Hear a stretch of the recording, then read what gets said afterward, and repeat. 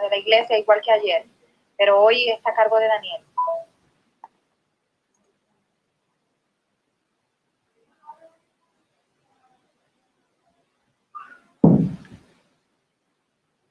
Aló, aló, aló. Me van. Vamos a ver.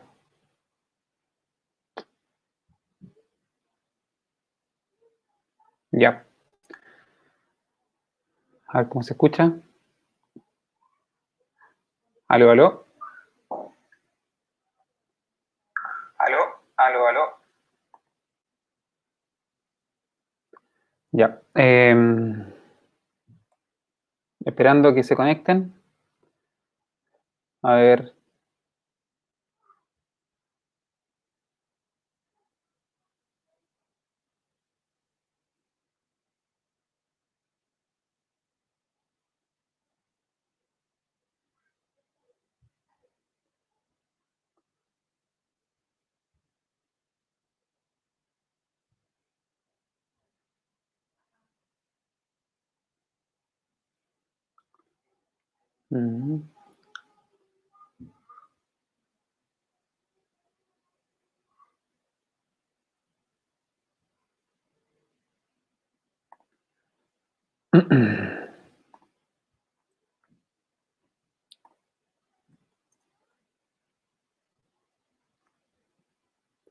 Aquí ya hay un conectado, hermana Yamilka.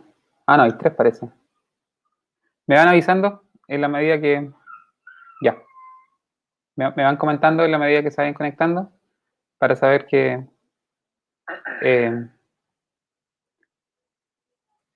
para saber que están acá. Ya. Le damos gracias al Señor por esta oportunidad.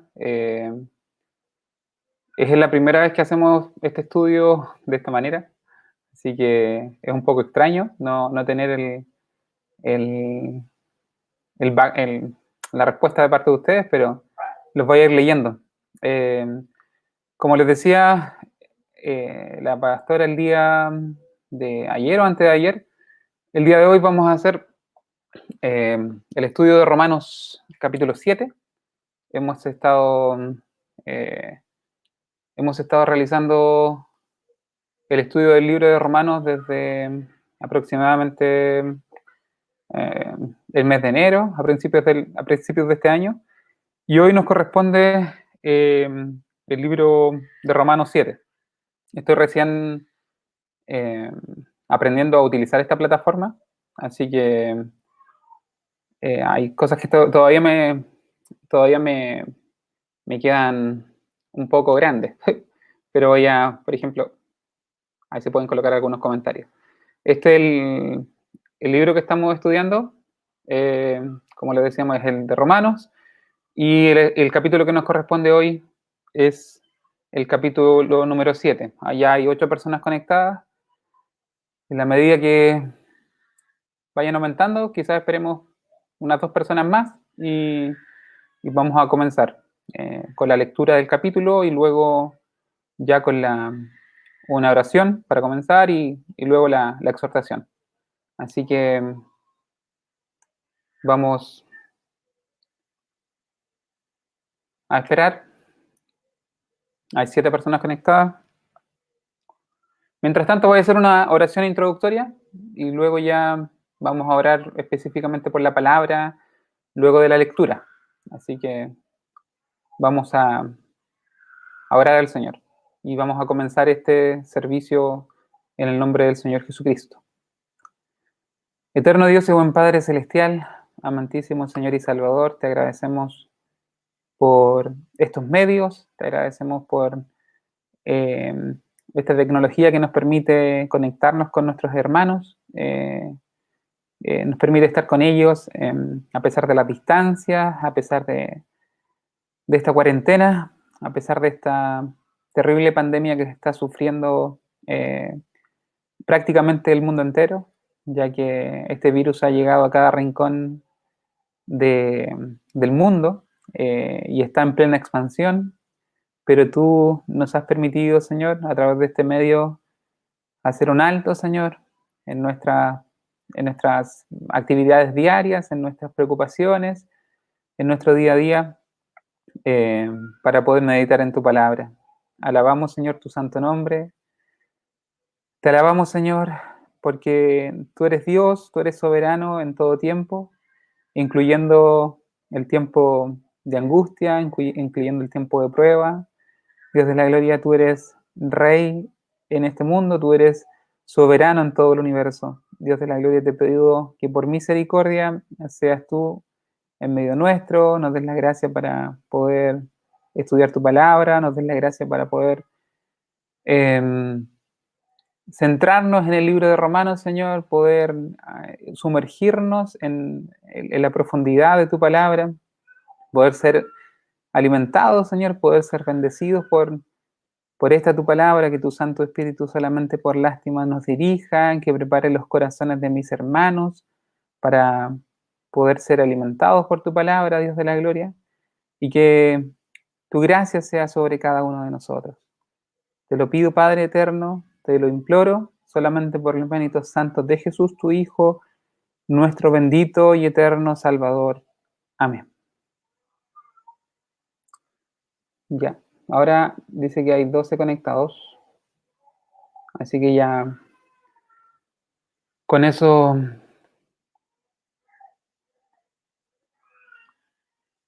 podemos comenzar a leer. ¿Me comentan por acá?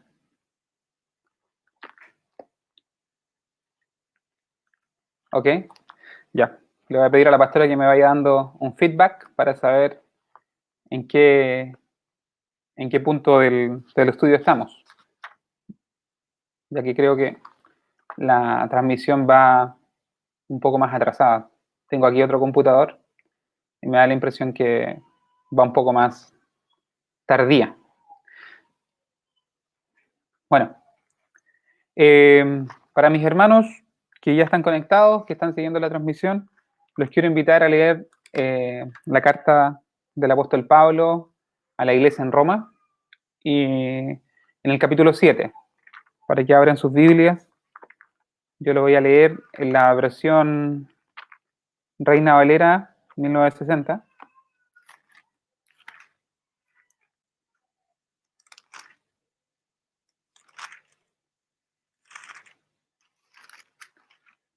Si están ya con la Biblia en sus manos, si tienen el capítulo 7 con ustedes, les voy a pedir que me contesten los que están conectados con algún amén.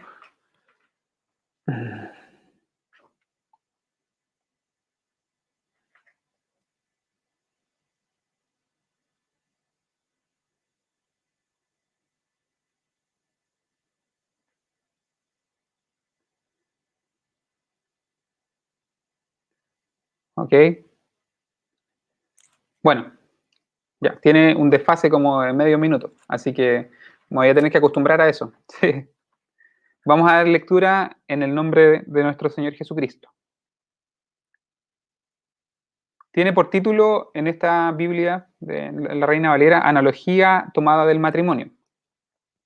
Dice, ¿acaso ignoráis, hermanos, pues hablo con los que conocen la ley, que la ley se enseñorea del hombre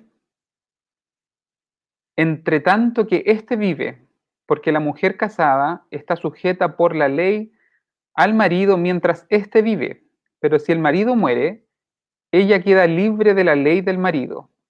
Así que si en vida del marido se uniere a otro varón, será llamada adúltera, pero si su marido muriere, es libre de esta ley, que de tal manera que si se uniere a otro marido no será adúltera. Así también vosotros, hermanos míos, habéis muerto a la ley mediante el cuerpo de Cristo, para que seáis de otro, del que resucitó de los muertos, a fin de que llevemos fruto para Dios.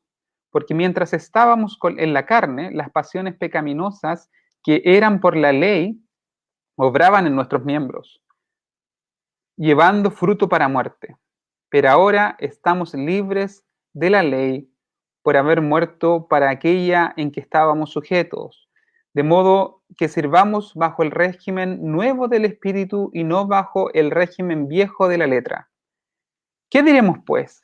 ¿La ley es pecado? En ninguna manera, porque yo no conocí pecado sino por la ley, porque tampoco conociera la codicia si la ley no dijera no codiciarás. Mas el pecado, tomando ocasión por el mandamiento, produjo en mí toda codicia, porque porque sin la ley el pecado está muerto. Y yo sin ley vivía en un tiempo. Pero viniendo el mandamiento, el pecado revivió y yo morí. Y hallé que el mismo mandamiento que era para vida, a mí me resultó para muerte. Porque el pecado, tomando ocasión por el mandamiento, me engañó y por él me mató. De manera que la ley a la verdad es santa y el mandamiento santo, justo y bueno. Luego, ¿lo que es bueno vino a ser muerte para mí? En ninguna manera, sino que el pecado, para mostrarse pecado, produjo en mí la muerte por medio de lo que es bueno, a fin de que por el mandamiento el pecado llegase a ser sobremanera pecaminoso. Porque sabemos que la ley es espiritual, mas yo carnal, vendido al pecado. Porque lo que hago no lo entiendo, pues no hago lo que quiero, sino lo que aborrezco, eso hago. Y si lo que no quiero, eso hago, apruebo que la ley es buena, de manera que ya no soy yo quien hace aquello, sino el pecado que mora en mí. Yo sé que en mí, esto es, en mi carne, no mora el bien, porque el hacer el bien está en mí, pero no, pero, porque el querer el bien está en mí, pero no el hacerlo. Porque no hago el bien que quiero, sino el mal que no quiero, eso hago. Y si hago lo que no quiero, ya no lo hago yo, sino el pecado que mora en mí. Así que, queriendo yo hacer el bien, hallo esta ley, que el mal está en mí, porque según el hombre interior, me deleito en la ley de Dios, pero veo otra ley en mis miembros que se revela contra la ley de mi mente y que me lleva cautivo a la ley del pecado que está en mis miembros. Miserable de mí, ¿quién me librará de este cuerpo de muerte? Gracias doy a Dios por Jesucristo nuestro Señor. Así que yo mismo con la mente sirvo a la ley de Dios, mas con la carne a la ley del pecado. Amén. Ahora vamos a hacer una oración para que el Señor en su misericordia me permita concentrarme, permita ir a la palabra, me permita, por dirección de su Santo Espíritu, extraer los tesoros que están en ella escondidos, que están en ella esperando por nosotros, que el Señor en su misericordia me capacite como, como el buzo que se equipa para poder sumergirse en el mar y ir a recoger las perlas más preciosas. Así el Espíritu Santo me capacita a mí para poder sumergirme en la Escritura, ir y poder rescatar todos los tesoros que ella tiene preparado para nosotros. Así que con esa idea nos inclinamos nuestros rostros y vamos a orar al Señor. Padre eterno celestial, gracias por tu palabra, gracias por tu siervo Pablo, el apóstol, a quien tú capacitaste, a quien tú escogiste, fue un siervo escogido para una labor muy específica, para hacer de tu evangelio un evangelio universal, para alcanzar a los gentiles, para alcanzar a ese otro rebaño que tú tenías y a esas ovejas que no pertenecían al rebaño original de Israel, tú las alcanzaste a través del ministerio de Pablo, Dios de la gloria, y a través de esa bendición alcanzamos nosotros también salvación. Gracias por su vida, gracias por su testimonio, gracias por esta carta, Señor, donde se resume con maestría tu evangelio, Dios de la gloria. Ayúdanos a empaparnos de ella, ayúdanos a alimentarnos, Señor, ayúdanos a encontrar esperanza en tiempo de angustia que estamos viviendo, Dios de la gloria, a recordar que somos tuyos, que somos ovejas de tu prado, que pertenecemos a ti, que estamos escondidos en tus manos, y a través de esa esperanza, Señor, poder serte fiel, y a través de esa esperanza, Señor de la gloria, enfrentar la adversidad. Te pido, Señor, que por lástima solamente, por misericordia, nos abras el entendimiento, me abras a mí el entendimiento y me des la capacidad para poder alimentar a mis hermanos, Señor de la gloria. Dame la gracia para ser como ese mendigo que le dice a otro mendigo dónde hallar pan, porque esa es la exposición de tu palabra, Señor. Por misericordia, bendiga a mis hermanos, bendiga a los que están del otro lado, Señor, de este computador, y que tu palabra haga vida en sus corazones. Te lo pido, Padre eterno, te lo ruego por Jesús, nuestro Señor y Salvador. Amén. Amén. Ya. Vamos a comenzar entonces. En el computador de acá yo sigo orando. Creo que son un par de segundos los que llevo de desfase.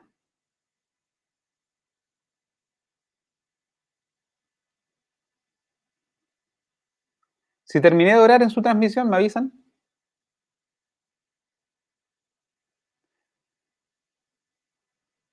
Ya. Mire, aquí les voy a hacer un resumen de lo que ha sido el libro de Romanos hasta ahora. El libro de Romanos es una de las cartas más fundamentales del Nuevo Testamento, una de las cartas más importantes de Pablo, no solamente por extensión. Las cartas de Pablo se dividen en el Nuevo Testamento según extensión, no se dividen tanto por un tema cronológico, por cuándo fueron escritas, sino que por extensión, y la carta de Romanos es la más extensa.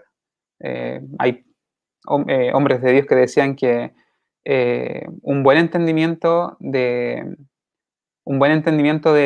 libro de Romanos podría darnos una figura muy, muy acabada de lo que es el mensaje bíblico entero. O sea que el libro de Romanos, la importancia central que tiene es que en ello está contenida la palabra de Dios entera. Entonces, el plan de salvación está descrito con maestría por el apóstol Pablo, y ya estamos en el capítulo 7. Mire, les voy a leer un resumen que hice cuando estábamos comenzando el capítulo 5, solamente una parte para que entiendan el contexto en el que estamos. Dice, la idea principal que ha desarrollado el apóstol Pablo hasta aquí, y que es el corazón de su evangelio, es que el impío puede ser justificado delante de Dios únicamente a través de la fe en Cristo. Eso fue el resumen de los capítulos 1, 2, 3 y 4. En el capítulo 1, básicamente Pablo tiende el manto negro sobre el cual él va a hacer lucir el diamante, la piedra preciosa que es el Evangelio. El capítulo 1 y 2 principalmente.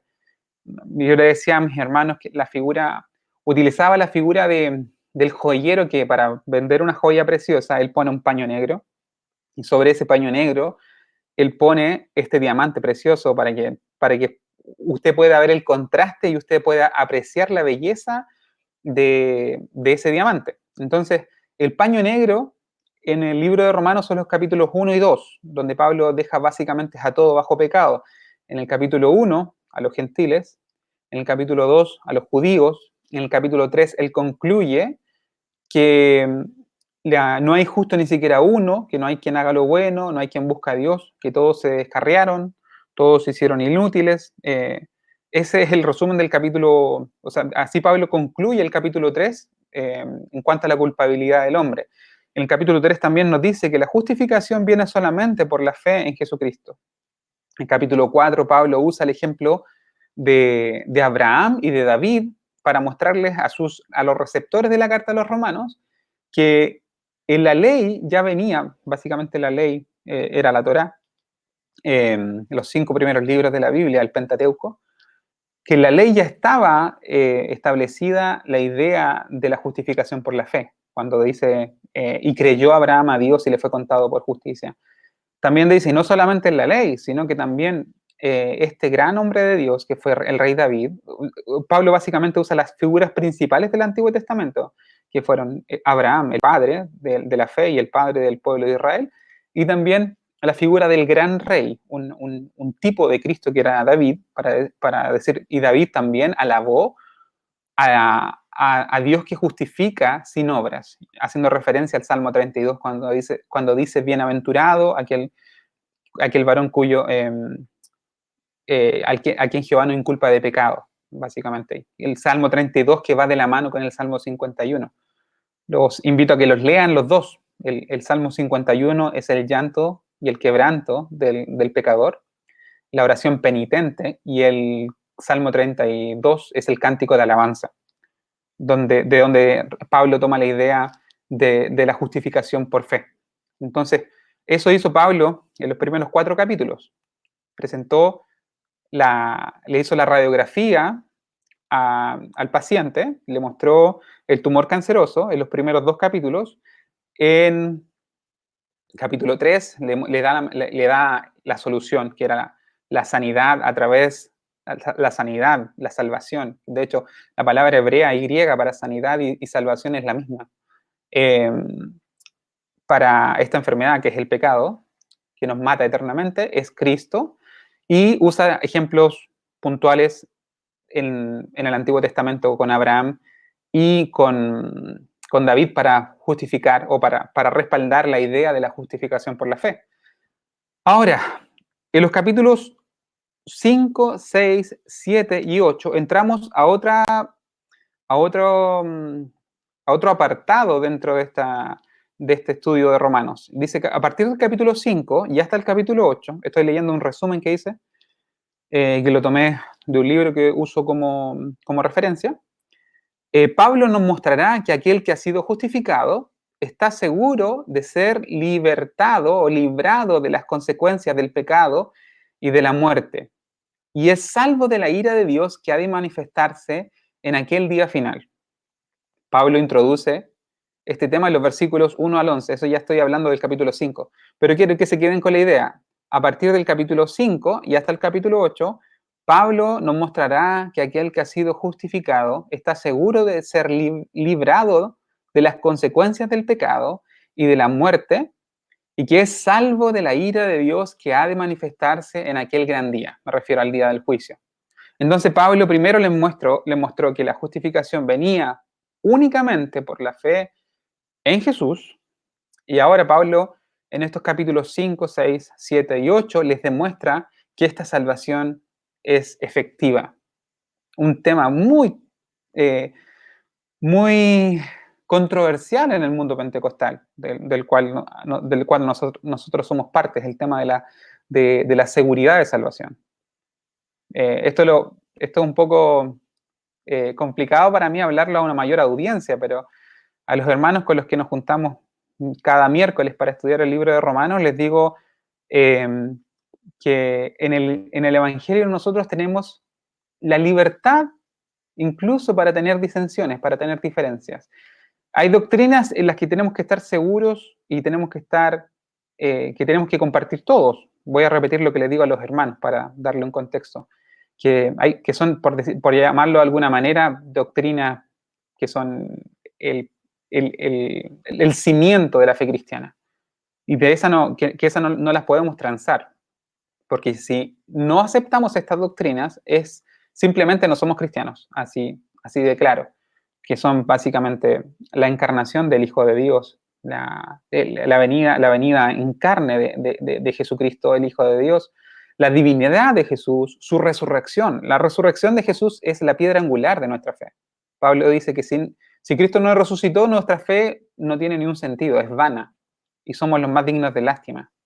Entonces, la doctrina de la Trinidad, la doctrina de la segunda venida, en términos muy generales, de que Cristo va a volver, de que Cristo va a volver a traer un juicio al pecado y que va a traer salvación a los que Él escogió, esas son cosas fundamentales que todos estamos de acuerdo. Ahora, tocante a la salvación, hay hijos de Dios que aman a Dios, que creen que la salvación es algo que tienen que cuidar, algo que tienen que sostener, porque está el peligro latente de que ésta se pierda.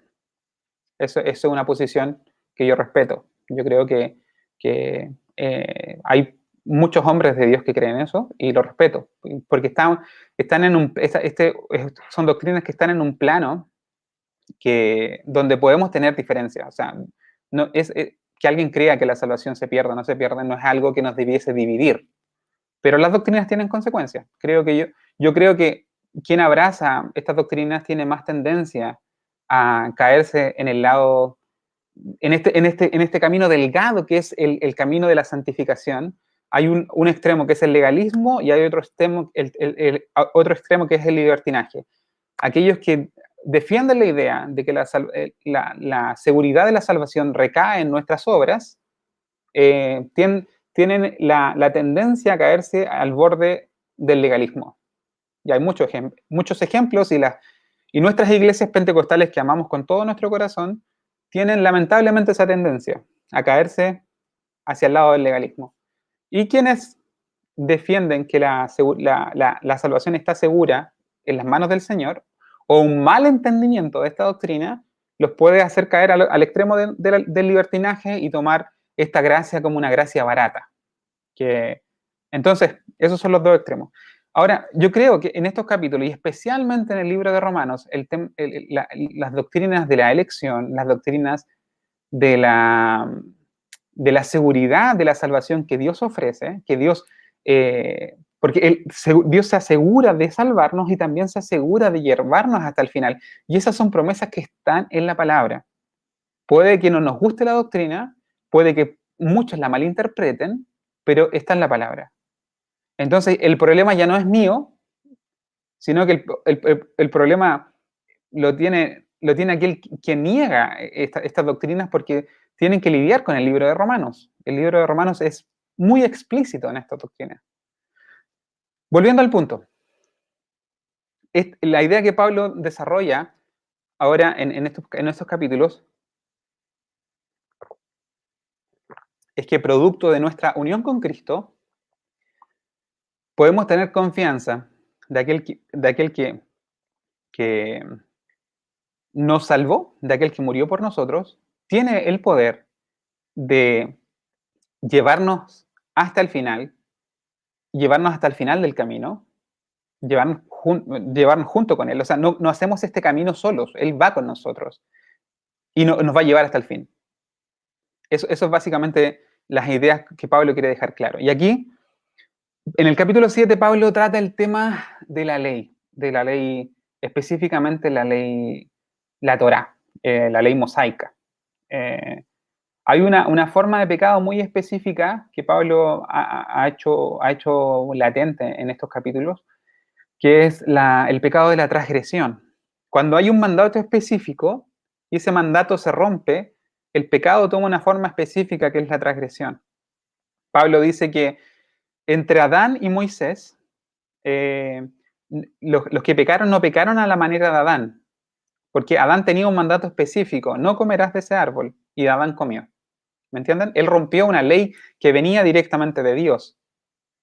Entonces, de Adán, que pecó de esa manera, hasta Moisés, la gente pecaba, sí, pero no pecaba a la manera de Adán, porque Adán recibió un mandato específico de Dios. ¿Entienden? Ahora, con la venida de la ley, Dios revela, por decirlo de alguna manera, su carácter moral, lo que él amaba, lo que él aborrecía. Lo revela de manera específica. El dedo de Dios escribió las tablas de la ley. Entonces, quien rompía los mandatos de Dios, rompía un mandamiento de Dios. Entonces, el pecado tenía una naturaleza específica que es la naturaleza que es la transgresión. Entonces, los pecados que se cometen con la venida de la ley eran pecados de transgresión. Les voy a leer una idea. Este es el libro que yo sigo, para que lo miren. Este es Romans and Galatians, que es de este autor, Douglas Moo. Este es el que he seguido yo en estos estudios. Les voy a leer una reflexión, que está en inglés, pero se los voy a traducir, que yo creo que resume muy bien el capítulo 7. Vamos a ir en lo posible analizando versículo por versículo, tratando de no alargarme mucho, ya que tenemos, creo que una hora máximo es prudente para abordar este estudio, pero si pueden entender esta reflexión que comparte el autor de este libro, yo pienso que el capítulo 7 les va a quedar bastante claro. Dice, si Romanos 7 es acerca de la experiencia de Israel, con la ley mosaica, ¿qué valor tiene este capítulo para los gentiles que son cristianos? O sea, para los cristianos gentiles. Dice básicamente, si el capítulo 7, que es lo que propone este autor, es principalmente acerca de la experiencia de Israel, del pueblo de Israel con la ley mosaica, ¿qué valor tiene este capítulo para nosotros que no estamos bajo la ley mosaica? Esa es la pregunta que se hace el autor. Porque vamos a ver ahora cuando entremos a los versículos, pero el autor dice que cuando Pablo habla en primera persona, Pablo está hablando en representación, no habla tanto eh, no habla tanto como en base a su experiencia personal, ¿me entienden? Y no lo habla en condicional como en Corintios, cuando dice, si yo hablase lenguas humanas o angelicales, si entendiese todos los misterios, siempre cuando habla en Corintios en primera persona, lo hace de manera condicional. Si yo hiciera estas cosas pero no tengo amor, de nada me sirve. Pero en cambio, aquí Pablo en el capítulo 7 habla en primera persona, pero como si realmente lo estuviese viviendo. ¿Me entienden? Pero aquí habla no tanto como experiencia personal, sino que habla como en representación del pueblo de Israel. Lo que Pablo quiere transmitir en el capítulo 7 es la experiencia que tuvo el pueblo de Israel al recibir la ley de Dios. Una ley que era buena, que era santa y que era justa. Pero como una ley buena, santa y justa, recibida en un corazón no regenerado, que es la bendición del nuevo pacto, como una ley buena, santa y justa, que se recibe en un corazón no regenerado, termina dando como consecuencia, termina trayendo finalmente muerte, en vez de traer vida, que era para lo que había sido dada. Eso básicamente habla el capítulo 7. Entonces el autor se pregunta, ¿cómo un capítulo que habla acerca de la experiencia de Israel con la ley mosaica puede ser, de valor? Estoy un poco mareado, me voy a poner lentes mejor. Puede ser de valor para los cristianos que son gentiles. Entonces, dice, porque los gentiles nunca han estado bajo la ley de Moisés, eso es verdad. Pero Pablo establece que la experiencia de Israel con la ley mosaica la presenta como un estereotipo, como un ejemplo de la experiencia de cualquier persona, de todas las personas con leyes de todo tipo. O sea, Pablo, ¿por qué es útil este capítulo para nosotros que no estamos bajo la ley de Dios? Porque la ley de Dios es un tipo y la relación que Israel tuvo con esa ley es un ejemplo para todas las personas que siempre estamos bajo alguna ley. ¿Me entienden? Dice, incluso la propia ley de Dios, que era buena y justa, no pudo rescatar a Israel de su pecado, cuanto más, o cuanto menos, otras leyes o códigos morales o resoluciones personales van a librarnos a nosotros del pecado. La ley, en su real naturaleza, nos dice acerca de lo que tenemos que hacer, pero no nos da el poder para hacerlo. ¿Me entienden? La ley de Dios nos decía acerca de las cosas que tenemos que hacerlo, de las cosas que tenemos que hacer, pero no nos da el poder para hacerla. Entonces la ley es un ejemplo, o sea, si la ley de Dios, con todo lo bueno, con todo lo santo, con toda la justa que es, no tuvo el poder para librar al hombre del pecado, para librar al pueblo de Israel, cuánto más, o cualquier otra ley que nosotros tengamos, que nosotros abracemos, cualquier proposición que uno se haga, que pueda tener mucha reputación de espiritual. Por ejemplo, me voy a bañar de ahora en adelante con agua helada para castigar a mi carne, por decir algo. Me voy a vestir ahora con cilicio, con ropa áspera, para castigar a mi carne y para no pecar. Desde hoy en adelante voy a comer solamente pan y agua. O me voy a ir al desierto y voy a comer miel y langosta, como Elías y como Juan el Bautista. Eso yo decido hacer eso, por ejemplo, por dar un ejemplo cualquiera.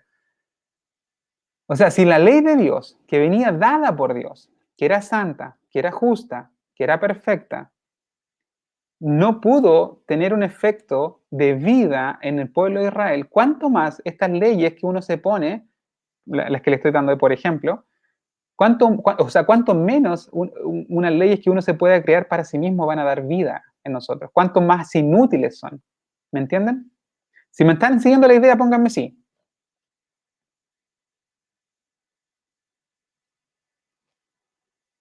Hay un desfase de varios minutos, o sea, de varios segundos. ¿Me están siguiendo la idea, no?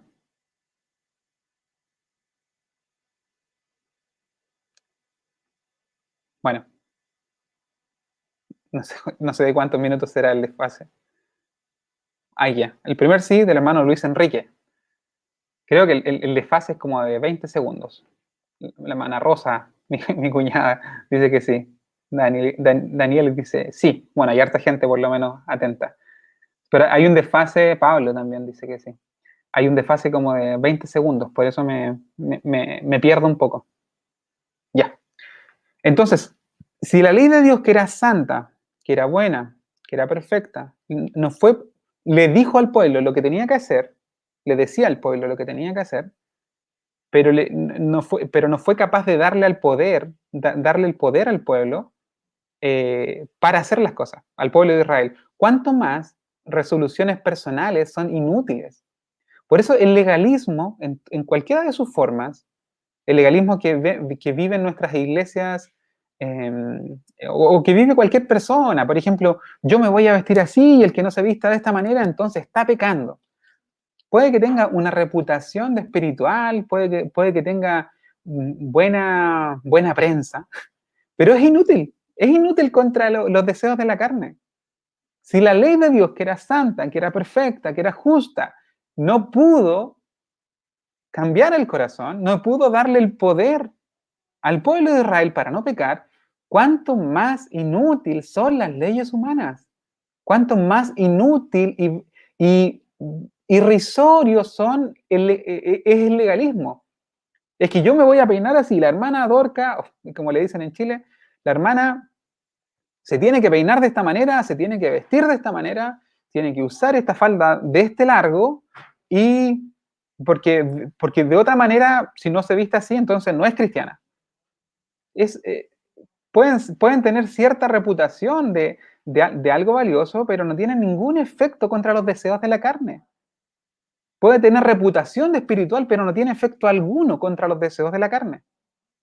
Eso es básicamente lo que Pablo nos quiere decir, utilizando el ejemplo de una ley santa, de una ley justa y de una ley buena, que era la ley de Dios. Si la ley de Dios en el primer pacto, en el pacto del Sinaí, le fue imposible darle vida al hombre, sino que la ley produjo un efecto contrario, la ley produjo que el pecado se manifestase. Cuando, por ejemplo, si usted agita un estanque de agua, si usted agita un estanque y en el fondo del estanque, imagínense una fuente de agua, y en el fondo de la fuente está lleno de basura, un poco lo que está pasando en Venecia. Dicen que en Venecia, ahora con la cuarentena, los ríos de Venecia los canales de Venecia están preciosos, están blanquitos, están transparentes y todos celebran que hay peces. Por eso amo Hebreos 7, dice la pastora. Ahí vamos a volver a ese punto de Hebreos 7. Vamos a hablar de los adventistas un poco y de tantos otros hermanos que le dan a leyes humanas un valor que no tienen. Los canales de Venecia, hoy por la cuarentena en Italia, están claritos, están preciosos. Pero ¿por qué pasa eso? Porque ya no están transitando barcos, no están transitando embarcaciones, que lo que hacían las embarcaciones, agitan las aguas y sacan del fondo la basura y la traen a la superficie. Al el agua, al agitar la basura que está en el fondo sale a la superficie y los canales se ven sucios. La que agita las aguas, en el caso nuestro, es la ley. La ley manifiesta la naturaleza del pecado. ¿Me entienden? La ley agita las aguas, como los canales de Venecia, y la basura que hay en el fondo sale a flote. Eso es lo que hace la ley. La ley dice, no matarás, no codiciarás, y esa basura que hay en el fondo nuestro, en nuestra naturaleza humana, aflora, sale a flote y se manifiesta como es, pecaminosa. ¿Me entienden? Entonces, esa es la función de la ley era eso, mostrarle al ser humano su naturaleza pecaminosa. Porque es entonces en que el humano se puede acercar a Dios. La ley fue un ayo, un maestro que nos llevó a los pies de la cruz de Cristo. Nos hizo el trayecto para llevarnos a quien nos podía dar verdadera libertad, verdadera salvación. ¿Me entienden? Entonces Pablo, como representante de Israel, ¿entendieron la idea antes de continuar, entendieron la idea de los canales de Venecia? Ok, ya. El desfase. Entonces Pablo, como representante de Israel, va a través de su propia experiencia o a través de una descripción en primera persona, trata de mostrar la naturaleza de la ley versus la naturaleza humana. Como una ley buena que debería haber producido en las personas, en el pueblo de Israel, cosas buenas, termina produciendo muerte. Con eso Pablo va contra una idea del siglo I, en los judíos del siglo I, va contra la idea de que la ley por sí sola podía producir salvación. Esta idea todavía la tienen congregaciones como los adventistas, que la pastora conoce muy bien esas congregaciones. Ellos piensan que por guardar ciertas cosas, ellos van a alcanzar salvación. De hecho, le dan una importancia tan grande al día sábado, que dicen que los que no guardan el sábado, que los que guardan el domingo, tienen la marca de la bestia. Entonces le dan un poder salvífico a acciones que son fáciles de hacer. O sea, es fácil hacer una obra puntual como guardar un día. Lo difícil es o comer ciertas cosas y dejar de comer otras. Eso puede tener reputación de espiritual, pero vuelvo a la idea, no tiene ningún efecto contra los deseos de la carne. El hombre tiende a crear ídolos donde ídolos que puedan controlar y en los cuales ellos puedan confiar para la seguridad de su salvación. No quieren entregar la confianza plena al Dios de las Escrituras. Tratan de pensar, tiene que haber algo más, algo tengo que hacer yo para poder asegurarme esta salvación. Entonces voy y creo leyes que después termino yo mismo rompiendo. Sí, eso es lo terrible. Creamos leyes que al final no somos capaces de cumplir. Sí, esa es la naturaleza humana. La naturaleza humana, mira, mi mamá está. Besito mamá, está comentando acá. Besito a mi mamá, la amo mucho. La naturaleza humana se manifiesta de esta manera. Incluso cuando nosotros mismos nos imponemos leyes, las terminamos rompiendo. Porque la naturaleza humana es rebelde. El pecado va. El pecado va en contra, se va a manifestar cuando uno le ponga una regla. Vemos el contexto, estamos hablando de personas que no conocen al Señor, que no han sido renovadas. El capítulo 7 habla principalmente de la relación de Israel con la ley de Dios antes de la venida del Mesías. Dejemos ese contexto claro, porque el capítulo 8 Pablo nos va a dar otro panorama. En el capítulo 8, Pablo nos va a dar otro panorama, los beneficios de estar con Cristo, de haber muerto a la ley y ahora estar unidos a Cristo. Eso nos va a hablar Pablo en el capítulo 8 con una maestría preciosa, tremenda. Entonces, esperemos la conclusión que viene en el capítulo 8. Pero mientras tanto, tomemos este contexto. El efecto de una ley santa y justa en personas no regeneradas. En personas no regeneradas que no tienen al Espíritu Santo morando, el Espíritu Santo de Dios morando en sus corazones. La ley, o el antiguo régimen, llamémosle, el régimen de la ley, comenzó en el Sinaí, con las tablas de la ley, y comenzó y se pactó con la sangre de los becerros que se mataron a los pies del monte y sellaron ese pacto.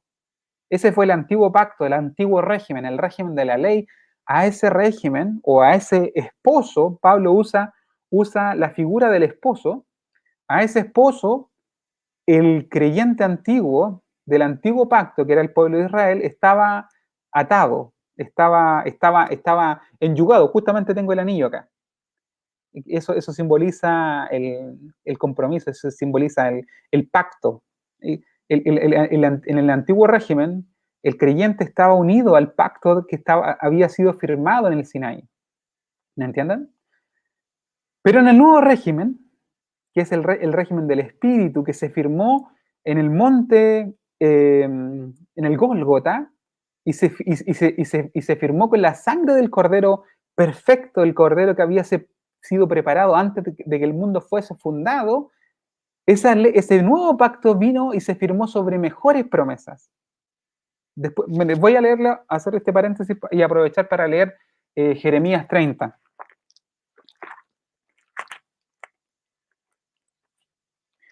Dice Jeremías 31, del versículo 31 al 34.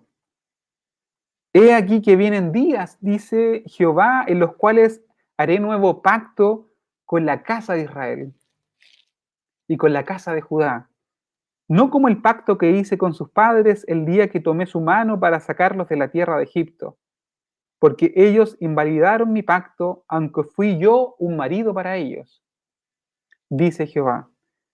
Pero este es el pacto que haré con la casa de Israel después de aquellos días, dice Jehová, daré mi ley en su mente y la escribiré en su corazón. Y yo seré a ellos por Dios, y ellos me serán por pueblo. No enseñará más ninguno a su prójimo, ni ninguno a su hermano, diciendo, conoce a Jehová, porque todos me conocerán, desde el más pequeño hasta el más grande. Dice Jehová, porque perdonaré la maldad de ellos y no me acordaré más de sus pecados. Esto es la promesa del nuevo pacto, y ese pacto fue firmado por Jesucristo en la cruz del Calvario. Los beneficios de ese pacto los vamos a guardar para la semana que viene, en el capítulo 8. El capítulo 8 va a ser acerca de los beneficios de este pacto y nos va a describir a nosotros que estamos ahora enyugados a Cristo. Los antiguos creyentes estaban ligados al pacto antiguo, y de eso está hablando Pablo en el capítulo 7. Así que ese es el contexto.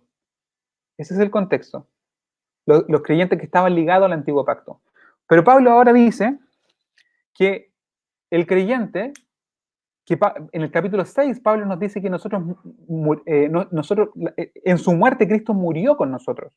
O sea, nosotros morimos con Cristo en su muerte. Entonces, al nosotros morir con Cristo, el compromiso que teníamos antiguamente, o el compromiso que tenía los receptores de la carta a los romanos, que eran principalmente judíos y también gentiles temerosos de Dios, que eran básicamente prácticamente judíos prosélitos, pero que no se habían circuncidado, porque ese era un problema grande que tenían los gentiles. Muchos se acercaban a la religión judía, pero se detenían a la hora de circuncidarse. Entonces eran considerados temerosos de Dios, como, por ejemplo, como Cornelio. Entonces ellos eran conocedores de la ley. Pablo, al comenzar el capítulo, dice, yo hablo entre los que conocen la ley, refiriéndose a ellos, a los receptores de la carta a los romanos, que eran principalmente gentiles, conocedores de la ley, y judíos. Entonces, Pablo dice que ellos ya no están bajo la ley, porque cuando un marido y una mujer están unidos en matrimonio, si uno de ellos muere, el otro queda libre, ¿me entienden? Entonces, el otro ya se puede volver a casar, y si se casa, no está cometiendo adulterio. Ahora, esa figura Pablo la usa en nosotros, cuando en este matrimonio que tenía el creyente antiguo, con la ley, uno de los dos murió, puede ser, usted lo puede considerar como la ley porque vino un nuevo régimen, murió, o podemos usar la figura que usa Pablo en el capítulo 6, que nosotros morimos con Cristo. En su muerte, Cristo nos llevó nosotros estábamos unidos a Cristo en su muerte. No solamente en su muerte, sino también en su resurrección. Entonces, al morir, por ejemplo, nosotros, cuando murió Cristo, nosotros morimos, entonces ya no estamos más ligados al pacto, o el creyente antiguo ya no está más ligado a la ley. Está libre de la ley, está libre del antiguo pacto y se puede unir ahora a los beneficios que otorgan el nuevo pacto, donde la ley ya no es escrita en una tabla de piedra, sino que es escrita en los corazones y en la mente. Por eso, la ley, el antiguo pacto, tenía la capacidad de decirle al hombre lo que tenía que hacer, le decía al hombre lo que tenía que hacer, que era santo, que era justo y que era bueno, porque esa era la naturaleza de la ley, pero no tenía el poder para para otorgarle al hombre la capacidad de hacerlo. Podía decirle qué hacer, pero no podía darle el poder para hacer eso bueno, eso justo y eso santo. Entonces, el efecto que tenía la ley, era como el ejemplo de Venecia, es simplemente agitar las aguas y manifestar la naturaleza pecaminosa. En cambio ahora, en este nuevo pacto, al morir a la ley y al unirnos, al quedar libres y podernos unir a Cristo, entramos en un nuevo pacto donde la ley de Dios, santa, justa y buena, es escrita en nuestros corazones, escrita en nuestra mente, por el Espíritu Santo de Dios. Porque el Espíritu Santo viene a morar en el corazón del hombre, viene a morar en la vida del creyente. Y el Espíritu el Espíritu Santo que tuvo el poder de resucitar a Cristo de los muertos, resucita a hombres que estaban muertos en delitos y en pecados y le da la capacidad, el poder para vivir conforme a la voluntad de Dios. Vivir conforme a esta ley santa, justa y buena. ¿Me entienden? Entonces, esta es la idea central, esta es la idea principal. Entonces, ¿cómo? Sí, voy a tratar de cerrar esta idea para poder después dar un espacio para que me hagan preguntas. ¿Cómo, si una ley perfecta, santa, justa y buena, como era la ley de Dios, no fue capaz en el antiguo pacto de darle el poder al hombre para, para hacerlo bueno, cuánto más inútil es aquellos que se abrazan a tradiciones puntuales creyendo que esas tradiciones, así es, hasta mi tía, no le daba las herramientas para cumplirlas, ahora tenemos al Espíritu Santo que nos capacita para cumplirla. Amén. Así es. Saludos a mi tía. Entonces, como les decía, ahora en el nuevo pacto, el Espíritu Santo capacita al hombre para cumplir esta ley. Y si la ley que era santa, justa y buena no pudo cambiar en el pacto antiguo el corazón del hombre, cuánto más vano son leyes terrenales, leyes de hombres, tradiciones que son inútiles. Yo me refiero, podemos respetar costumbres de una iglesia, podemos respetar costumbres de una cultura, podemos respetar códigos de vestimenta de un lugar, me parece perfecto, me parece perfecto. Ese orden está bien. Pero si le damos un poder salvífico a estas cosas, eso es completamente inútil.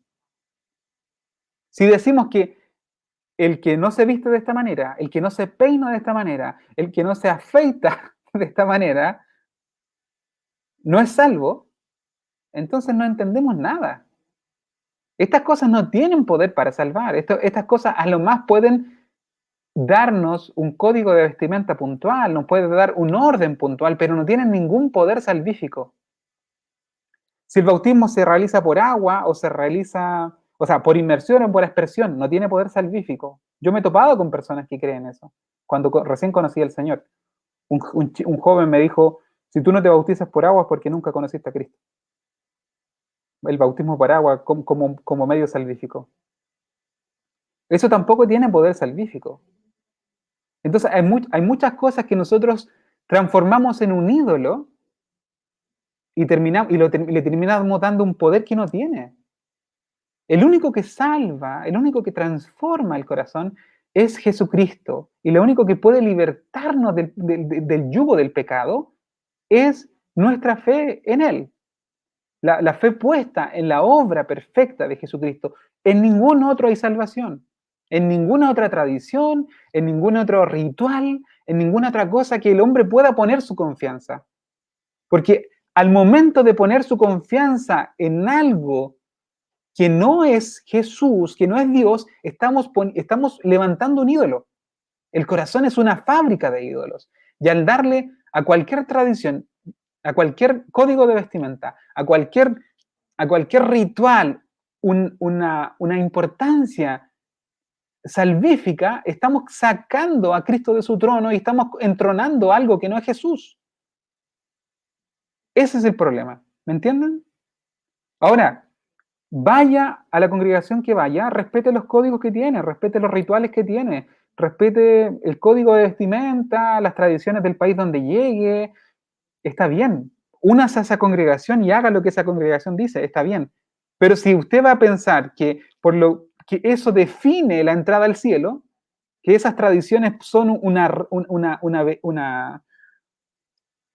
valla, una puerta que define quién entra y quién sale de la salvación, o quién entra y quién sale de la vida eterna, hemos perdido el blanco. Es solamente Jesús. Es solamente su obra perfecta la que transforma el corazón, la que nos da la capacidad de alcanzar salvación. ¿Me entienden? Entonces, eso es lo que habla básicamente Pablo. Eso sería un resumen de lo que es el capítulo 7. No sé qué otra cosa podría abarcar.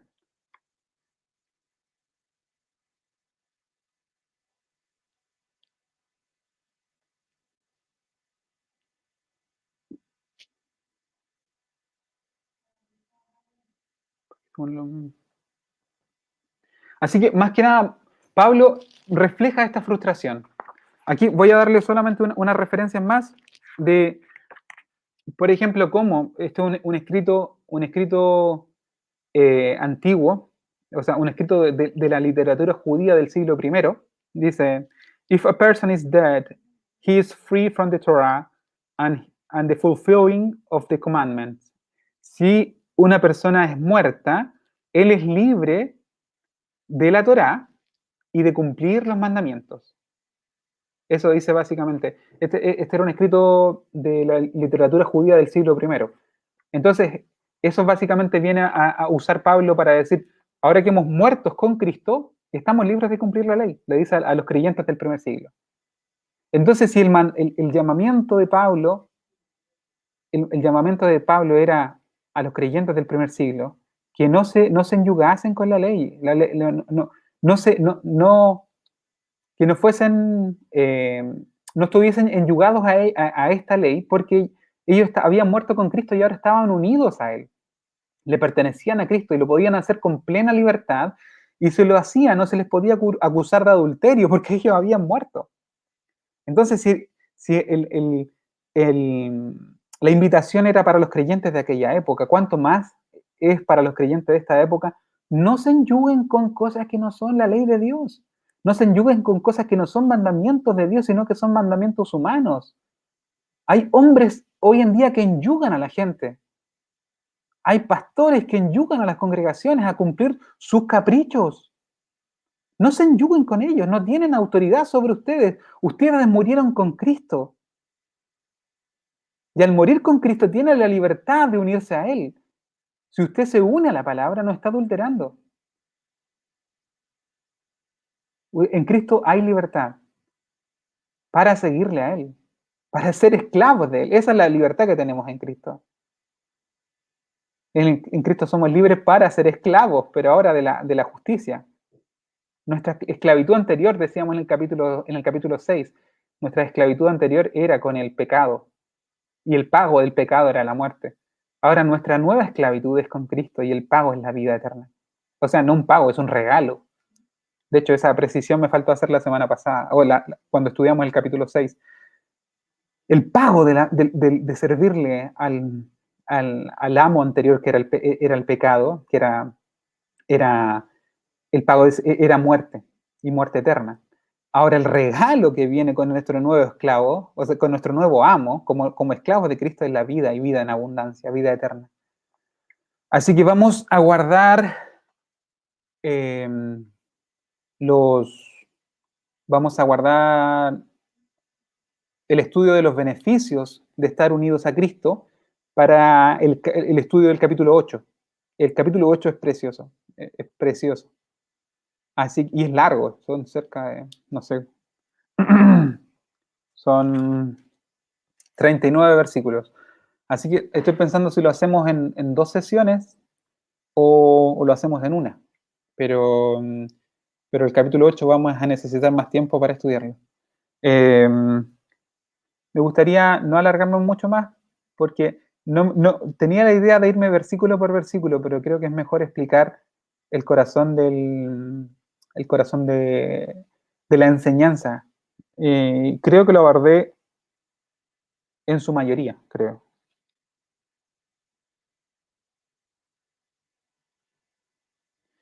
Sí, creo que lo abordé en su mayoría.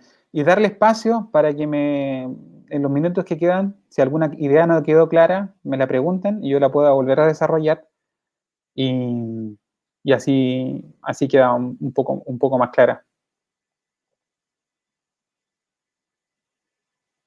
Aquí la hermana Leila dice, ¿en dos partes? Ah, el estudio de Romanos 8. Si alguien tiene una pregunta, me la puede hacer.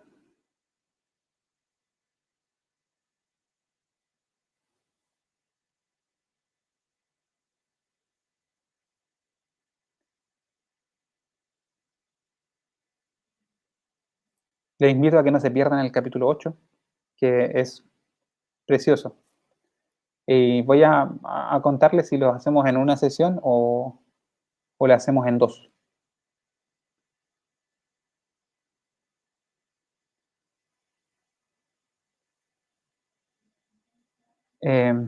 ¿Alguna? Parece que no hay preguntas. Amo el entender el nuevo pacto, dice la pastora. Amén, un nuevo mediador. De hecho, le podría leer Hebreos 7 para terminar, si es que no hay preguntas. Para ver al mediador de este nuevo pacto. Aquí mi tía tiene capítulo 7. Habla de la codicia. Sí, viene, puedo desarrollar la idea de la codicia. Que la codicia tiene una característica fundamental. Los judíos decían que era como la raíz de muchos pecados.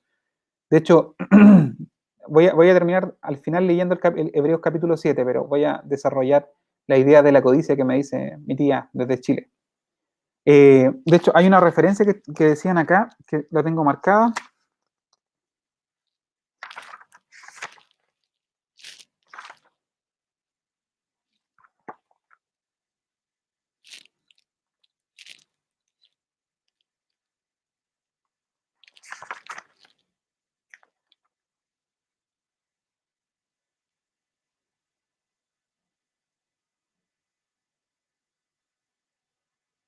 Dice que los judíos veían a la codicia o el deseo ilícito como la raíz del mal. Así lo veían los judíos. Entonces, es bien interesante porque la codicia está relacionada con la intención del corazón primaria, por llamarlo de alguna manera.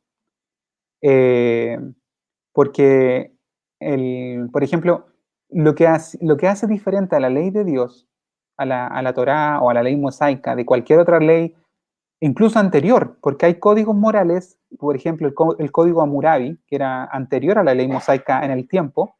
El humano tenía, como es un ser moral, como creado de imagen y semejanza de Dios, y Dios le dio la capacidad, luego de la caída, de diferenciar lo bueno y lo malo, imperfecto, de manera imperfecta, pero tenían una conciencia moral.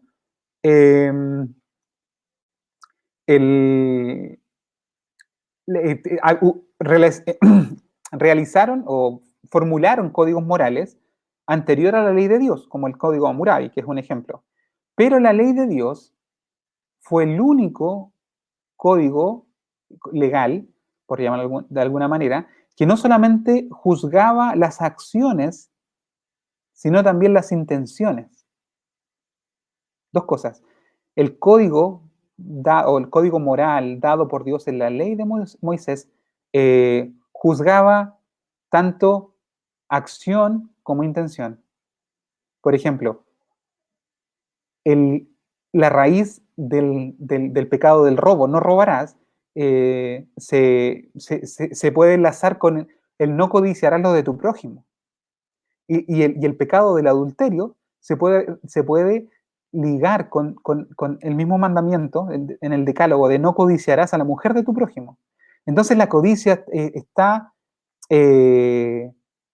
está ligada al inicio de muchos pecados. Al yo codiciar cosas de mi prójimo, yo a, voy a querer robar, por ejemplo. Al desear a mujeres que no es mi mujer, voy a adulterar. Entonces la codicia, que dice mi tía que es una forma de idolatría, es una forma de, es una forma de traer adoración a mí mismo, tratar de satisfacer los deseos de la carne que son infinitos. Entonces, porque el hombre nunca se sacia. El- el- los deseos de la carne es un pozo sin fondo. Entonces, el que es esclavo del robo, por ejemplo, de codiciar cosas materiales, eh, que dice, de hecho, la palabra dice que la avaricia es idolatría. eh, en el fondo, va a robar, va a cometer toda clase de pecados con tal de tratar de satisfacer eh, el deseo material que él tiene. Y el que tiene deseos sexuales que necesita satisfacer, también va a codiciar a mujeres que van mucho más allá de su pareja o de su mujer. Entonces va a caer en el adulterio. Entonces, la codicia sí puede estar relacionada por decir, con el origen de muchos de los pecados que moran en el corazón del hombre, en la concupiscencia humana, en la naturaleza pecaminosa del hombre. Entonces, eso me falta un poco, darle un poco más a la, o sea, desarrollar más esa idea. Aquí si tengo una pregunta, no sé si se me va otra pregunta. Tengo una pregunta. ¿Es por aquello que cuesta creer cuando un delincuente dice que cambió, pero no se puede apartar? Tengo una pregunta. ¿Es por ello que cuesta creer que un delincuente dice que cambió, pero no se puede apartar de la ley ética? No le entiendo muy bien la pregunta, hermana, pero ¿qué se refiere como que sigue robando? Que no se puede apartar de la ley ética? Como vamos desfasados, la hermana Ivonne me puede repetir la pregunta y aclararme el último punto, que es lo que no entiendo, pero no se puede apartar de la ley ética. Y mientras la hermana me escribe eso, yo voy a buscar Hebreos 7 para poder ir cerrando, para leer al, a este mediador de este nuevo pacto. Eh, entonces, bueno, voy a buscar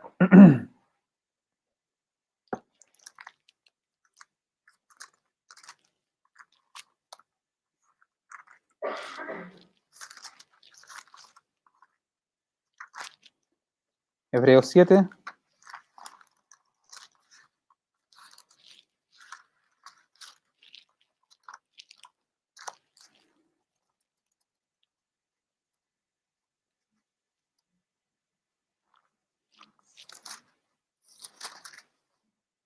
La hermana no pregunta.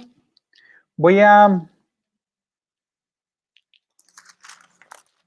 leer algunos versículos de Hebreos 7 para poder ir terminando, que es el mediador de este nuevo pacto que vamos a ir estudiando los beneficios de este nuevo pacto la semana que viene con el capítulo 8.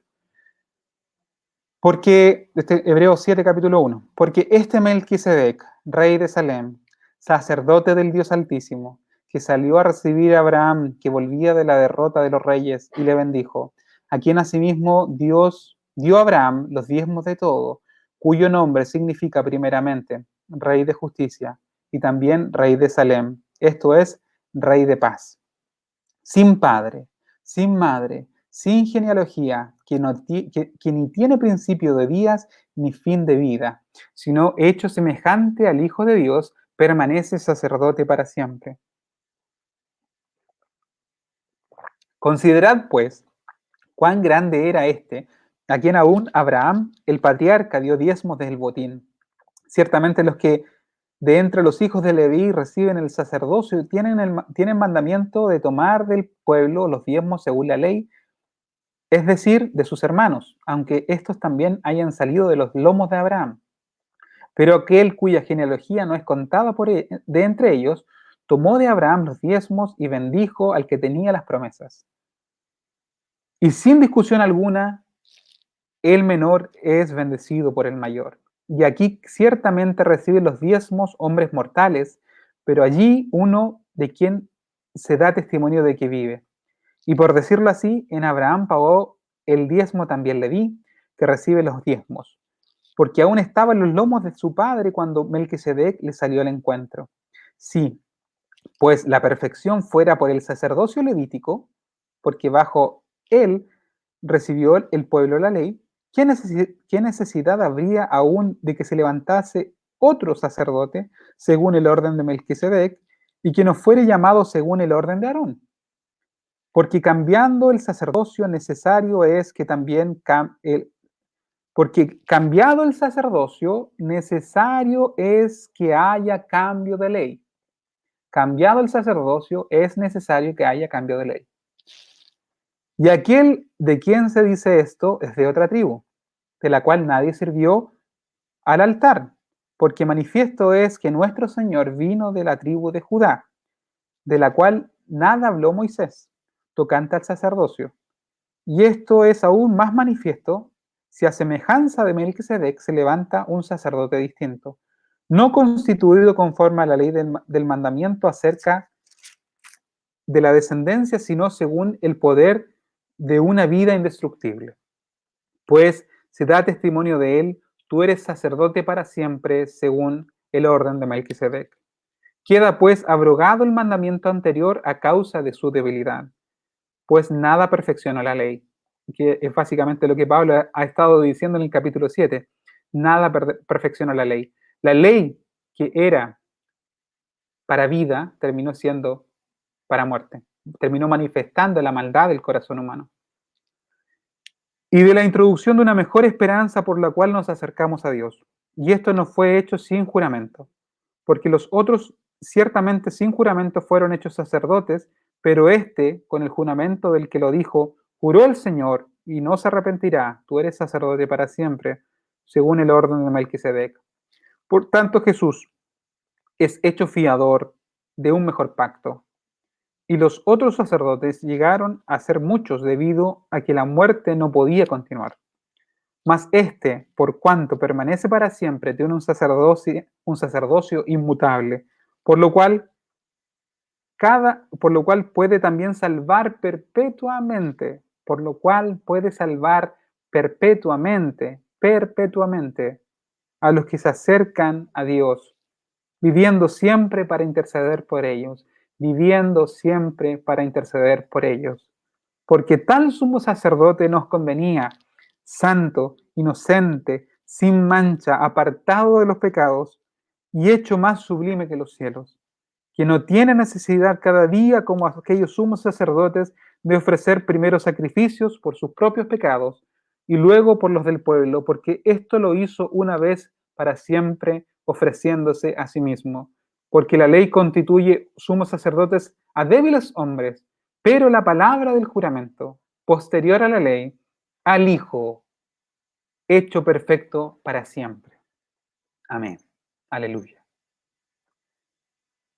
La ley de Dios es perfecta, que convierte el alma, que hace sabio al sencillo. Deseables son más que el oro y más que mucho oro refinado. Y dulce más que la miel y que destila del panal.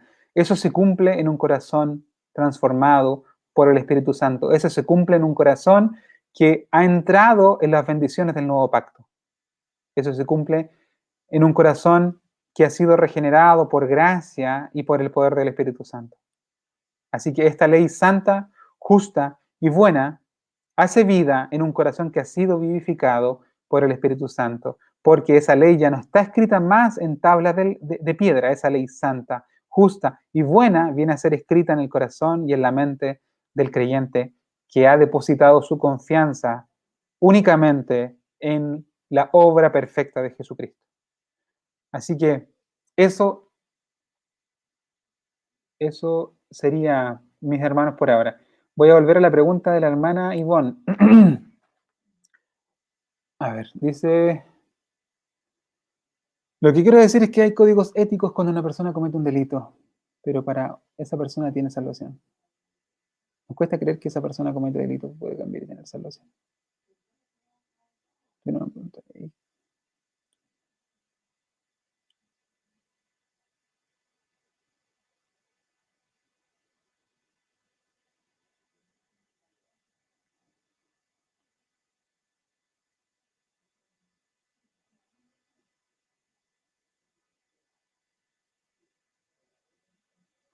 Ya, estoy intentando entenderle, hermana Ivonne, discúlpeme.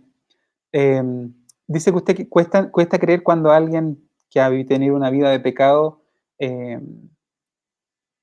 ha sido cambiado por el hecho de haber roto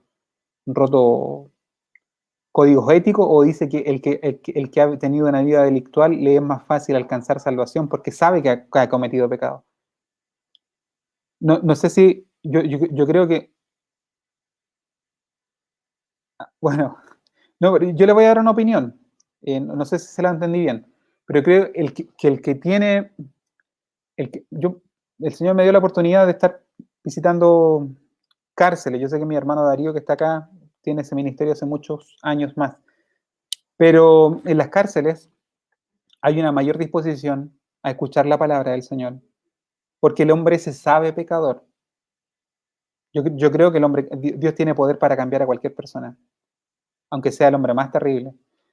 Pero las personas cuando están en la condición de no ser buenas personas, entre comillas, bajo los códigos morales de una sociedad, es mucho más fácil que reconozcan su condición de pecadores delante de Dios. Yo creo que sí, Dios cambia a cualquier persona, pero las personas que llegan a lo más bajo de la sociedad, llegan en cuanto a la escala social, los presos, los que llegan a la cárcel están, pero no pueden ir más bajo. Entonces, a esas condiciones Dios muchas veces, en muchas ocasiones los lleva porque en esas condiciones van a escuchar el mensaje del Evangelio. De lo menospreciado del mundo escogió Dios, y de lo que no es para avergonzar a lo que es, para que nadie se jacte en su presencia. Entonces muchas veces las personas que no son, Dios las toma para avergonzar a los que son. Porque esas personas están dispuestas a recibir el mensaje del Evangelio porque la ley penetra con mayor facilidad y remueve con mayor facilidad la inmundicia de su corazón. Aquel que está protegido por las capas de moralidad, de tener una vida decente, de ser un buen padre, de ser un buen esposo, de creerse ser buenos, de ser un buen cristiano, y muchas veces sin ni siquiera conocer al Señor. Muchas veces cuesta mucho más que lleguen al Señor y que conozcan al Señor verdaderamente. Hablábamos de Job. Job era una persona, quizás de las personas más justas que existían o que han existido, junto con Abraham, quizás. y tenía un parámetro de justicia y un parámetro de su propia justicia altísimo, altísimo porque tenía razones para hacerlo. Pero fue necesario que Dios lo llevara al polvo para que Job tapara su boca y callara delante del Creador.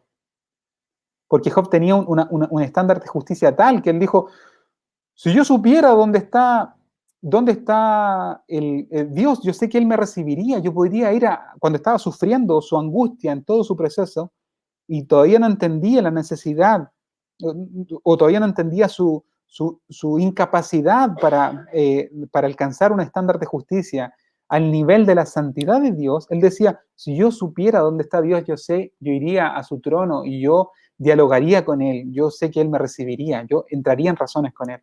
Eso dice a la mitad del libro de Job. Y al final, cuando Dios se le revela solamente con la majestuosidad de su creación, cuando Él solamente dice, ¿dónde estabas tú cuando yo creaba los cielos? ¿Dónde estabas tú cuando yo ordenaba la tierra?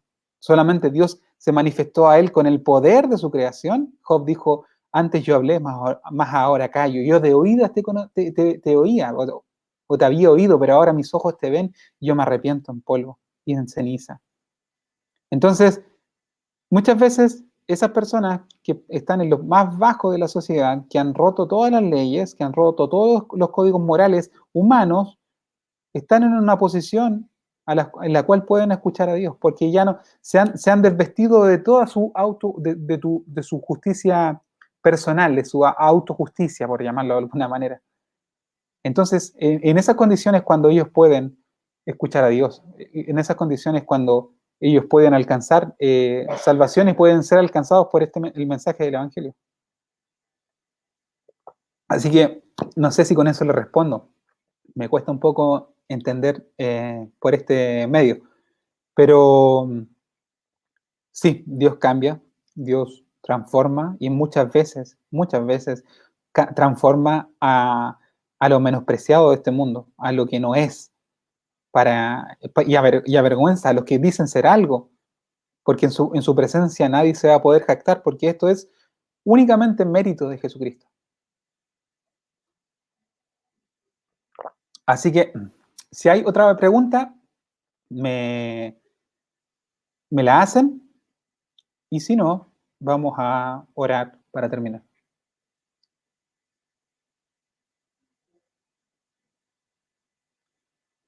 Voy a esperar los minutos del desfase y si no hay más preguntas me contestan con un amén.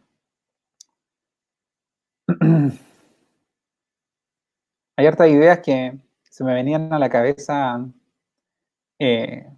mientras preparaba el capítulo, o sea, el estudio de hoy.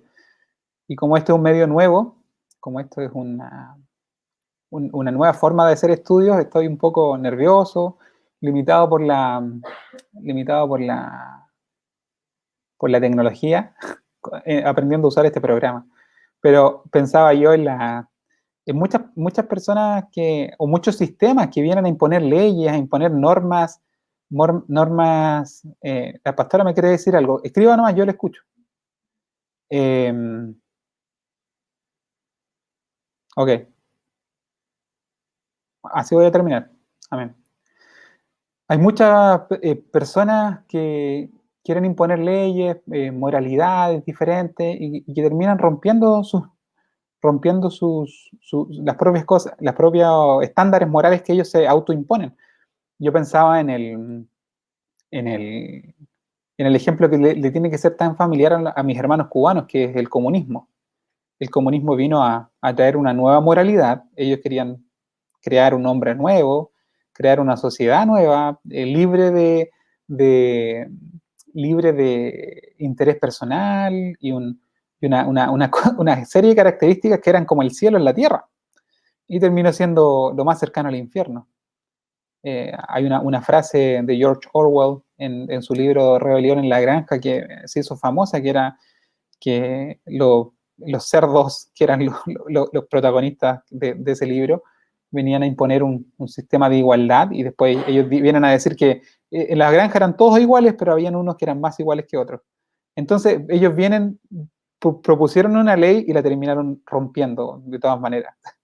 Me acordaba también de Hugo Chávez, el presidente venezolano, Cuando llegaba un momento dijo, ser rico es malo, ser rico es malo, y terminó, a su muerte era uno de los más ricos de Venezuela. Entonces, ponemos leyes y las rompemos. Incluso las leyes humanas mucho menores a la ley de Dios.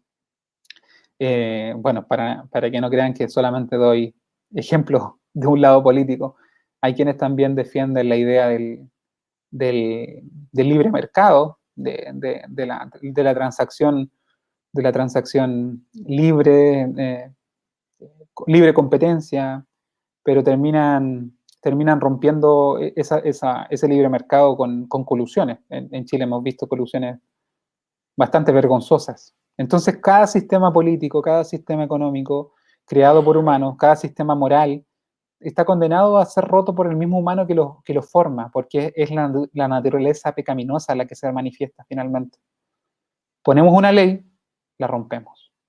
Cuanto más la única ley que tenía el poder para dar vida al corazón del hombre, pero sin el poder del Espíritu Santo es imposible que recibiésemos esa vida, y la consecuencia fue más que nada manifestar con más